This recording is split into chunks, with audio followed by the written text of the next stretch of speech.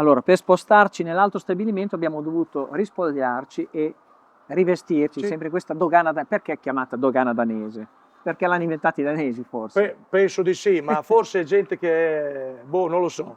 È qui siamo nell'allevamento, quello cosiddetto a terra. Una Sì. cosa che non ti ho chiesto prima, Germano, è le uova vengono deposte mediamente nelle prime ore del giorno. Sì, Questo è sì. un classico, no?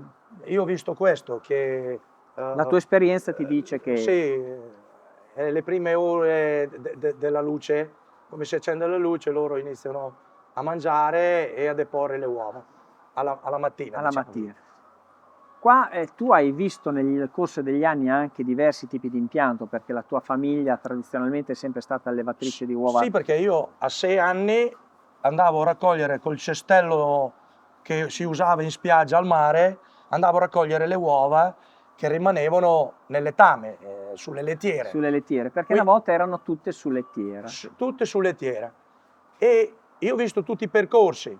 Dopo dalle lettiere si sono passate alle gabbie a piramide e poi dopo quelle in verticale come abbiamo visto prima. Ma questo non si è fatto così perché uno si sveglia la mattina e fa ste robe qua. Allora, un po' perché naturalmente ci stanno anche più animali, c'è più produzione con meno spesa. E l'altro le malattie.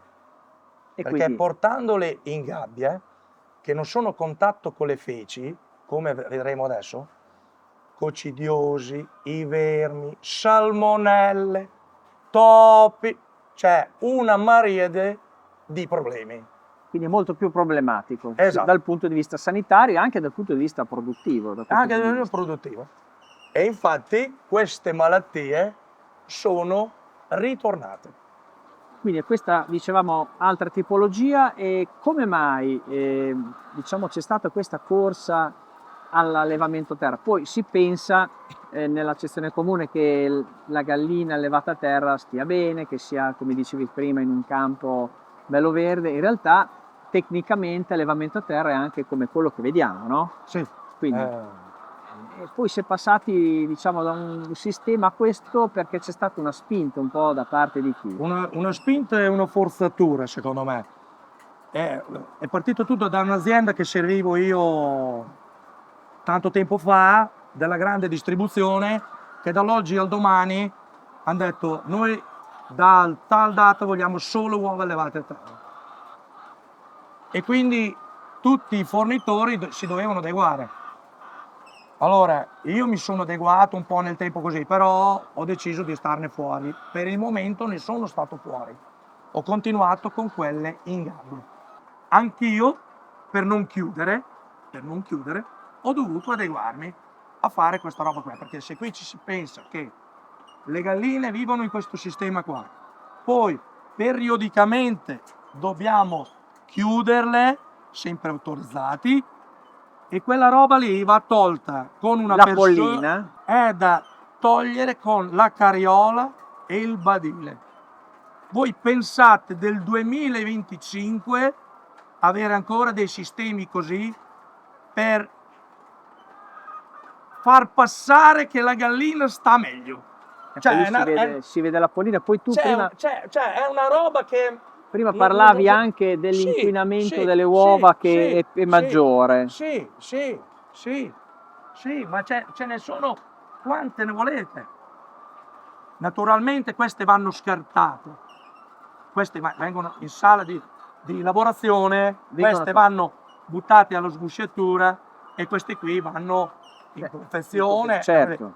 Però c'è maggior scarto, perdita di soldi qua, che ci vuole un mese di persone, devi trovare le persone, cioè è Senti, una questa vita di... pollina qual è la destinazione? Viene usata per concime, la Per pollina? concime adesso si è aperto molto per i biodigestori, che anche lì c'è una problematica grandissima perché l'Europa ci chiede questa roba qui e solamente dai comuni siamo, diciamo così, In termini autorizzativi tu i dici? termini autorizzativi è un disastro. Tu potresti produrre energia con la tua pollina, evitando anche percorsi di Noi camion. abbiamo già presentato un progetto che ci è venuto bocciato e voi pensate solo a questo, che io attualmente la mia va in biodigestori in Toscana. Quindi un mezzo che viene a caricare la tua pollina va in e va in Toscana. Toscana. Bene. Se voi pensate che il camion che adesso da qui parte va in Toscana, andava a 500 metri da qui. E mi produceva del metano da mettere in rete o da mettere sulle auto.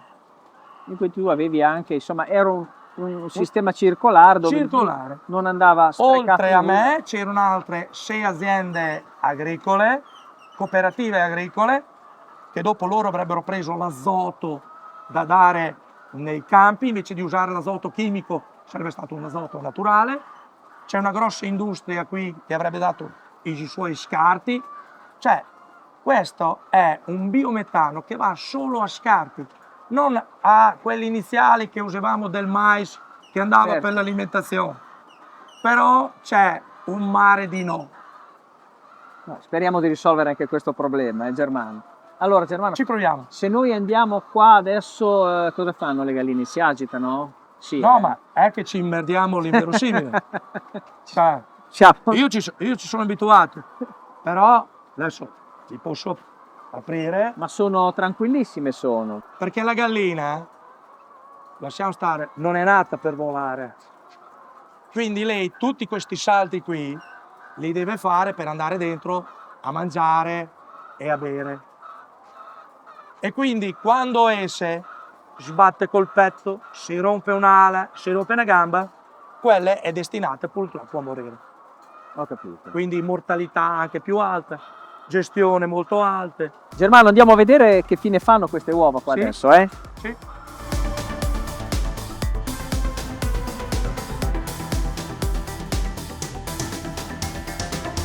Le uova che abbiamo visto nell'allevamento a terra in modo automatico arrivano su questa, diciamo, esatto. come la possiamo chiamare? È una Questa macchina raccoglitrice. raccoglitrice Questo non seleziona, raccoglie tutto in natura. in natura. Dopodiché ci sono manualmente, viene fatta una selezione manuale, c'è anche una Sì, lettura ottica. No, allora qui non c'è obbligo, quindi vengono tolte le uova più sporche, le uova molto grosse perché creerebbero dei problemi all'imballaggio. Praticamente queste uova qui vanno ad altri magazzini di imballaggio, le lavorano e le fanno la confezione da mandare ai supermercati o alla sgusciatura. E quindi Fanno i brick. fanno i brick e dopo entra in un circuito, diciamo, dove viene utilizzato il prodotto anche da pasticcerie, da Sì, forni, esatto. prodotto già semilavorato, Esatto. semilavorato nel senso sgusciato, come Esatto, dicevi tu. esatto. Ho capito. O sgusciato o in confezionato per i supermercati, i negozi, i forni. Anche qui c'è molto automatismo, quindi ci sono tutte Tanto pallet automatismo, che sì. sono... Allora, questa è un'azienda, quante persone lavorano mediamente qua da te, Germano? Dipende dai periodi, da 10 a 14, e quando dobbiamo fare i cambi di galline, vendiamo le galline, arriviamo anche a 30-40. Quindi sì, hai dei picchi di lavorazione. Esatto. Hai. E qua insomma si vedono un po' anche quello che succede. Adesso naturalmente quelle vengono tolte, però si capisce bene La che differenza, c'è certo. uno scarto notevole, Certo. e lo scarto non è che le pagano come se fossero buone, Quindi vengono pagate di meno. molto meno.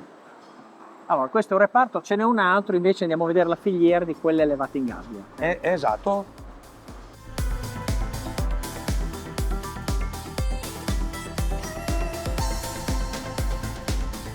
Allora Germano, qua arrivano quelle in gabbia e il colore è diverso, lo vediamo perché era Sì, una sì, razza sì, di sì. ovaiole diverse. Quindi questa filiera che cosa fa esattamente? Praticamente queste arrivano direttamente da sotto le galline, come abbiamo visto Sì. prima, vengono sulla macchina selezionatrice, perché questo è un centro di imballaggio.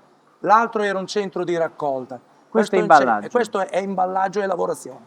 Quindi vengono su, passano l'aspiratura, girano e poi vengono messe o nelle confezioni o nei tris in base alle esigenze del cliente che abbiamo. Qual è la confezione più diffusa? Questa da Sì, questa da 10, o se no quella lì che dopo va stucciata, o così, perché se noi abbiamo forni, pasticcerie, e quindi forni e pasticcerie vanno così in natura, mentre sia la grande distribuzione o ai negozi vengono così in confezione in base a...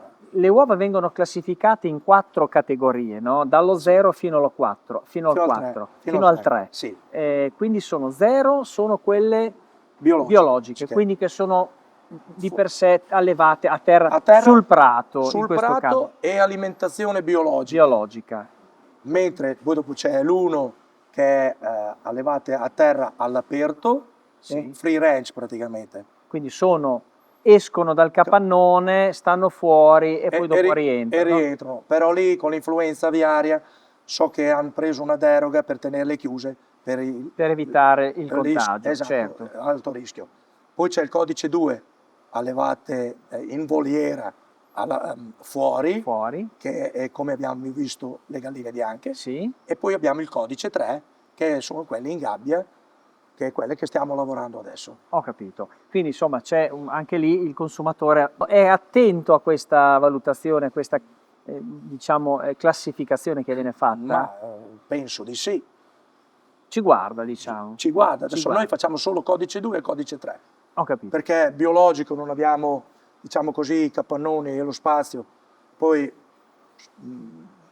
non ci credo tanto. Ho capito, la tua scelta è diversa. È la mia scelta diversa. E quindi... Un'ultima cosa, Germano, qua sei nella zona dove c'è stata la grande alluvione, quindi anche tu hai subito alluvione, perché sei stato fermo parecchio tempo, ma oltre all'alluvione hai avuto anche il fortunale che dopo 3 mesi. Dopo 3 mesi. Quindi ha messo in tilt praticamente l'azienda. Sì, praticamente qui noi ci siamo alluvionati, avevamo più di 1 metro di acqua, grazie al prefetto che ci ha dato una mano, ci ha circondato tutta l'azienda col terreno e grazie all'USL che è intervenuta, quella di Ravenna, è intervenuta subito, abbiamo prosciugato l'azienda. Salvato gli animali. Salvato gli animali perché sono rimasti senza mangiare 9 giorni, che mediamente resistono 11-12 giorni. Quindi siete arrivati a pelo. Cioè noi avevamo l'isola in mezzo al mare, iniziato a dare da mangiare, però purtroppo un po' di animali morti, ma niente di che. Ma il problema è che hanno fermato le uova, perché la gallina fa l'uovo se sta bene. Lì c'era stato uno stress da alimentazione, perché e hanno smesso di fare le uova. Quindi per quanto tempo alla fine? 30 giorni. 30 giorni le galline da quando dopo inizi a dargli da mangiare riniziano a produrre dopo 30 giorni, quindi uno deve capire che un po' di animali morti, 30 giorni di alimentazione senza avere il ricompenso che per me è l'uovo, abbiamo perso circa 1,4 milioni, 1,5 milioni in un mese. E quindi quello, più dopo danni alle strutture, fortunale quasi sui 2 milioni, casa giù, capannelli giù, silos giù, tutto di più. E il fatto che noi al sabato abbiamo avuto il fortunale, alla domenica mattina avevamo già le squadre, chiamiamole di soccorso, manutenzione, già in azienda per ripristinare tutto. Perché... Almeno questo aspetto positivo. Germano, grazie che ci hai fatto conoscere un po' il mondo dell'allevamento delle galline novaiole. Noi ci fermiamo per un po' di pubblicità.